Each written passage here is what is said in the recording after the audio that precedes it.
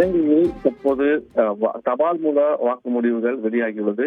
குறிப்பாக இலங்கையில் 6 மாவட்டங்களின் முடிவுகள் வெளியாகி இருக்கின்றது. அதாவது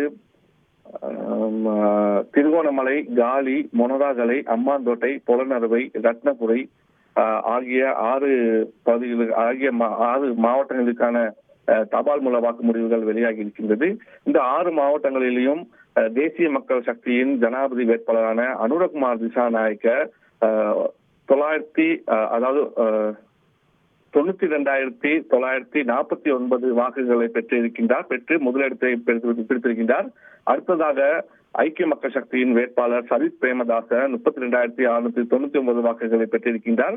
அதுக்கு அடிப்படையாக தான் சுயேட்சை வேட்பாளரான தற்போதைய ஜனாதிபதி ரணில் விக்ரமசிங்க 30,419 வாக்குகளை பெற்று 3வது இடத்தில் இருக்கின்றார்.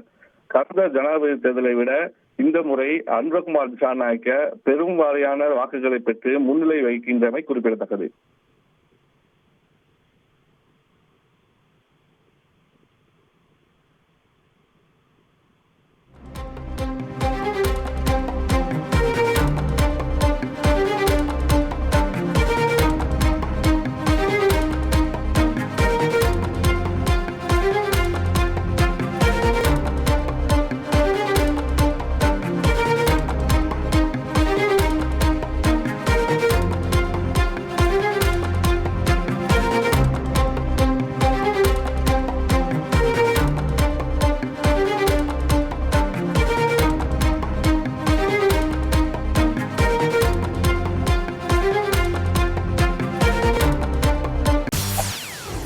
செய்திகளை உடனுக்குடன் தெரிந்து கொள்ள உடனே சப்ஸ்கிரைப் பண்ணுங்க.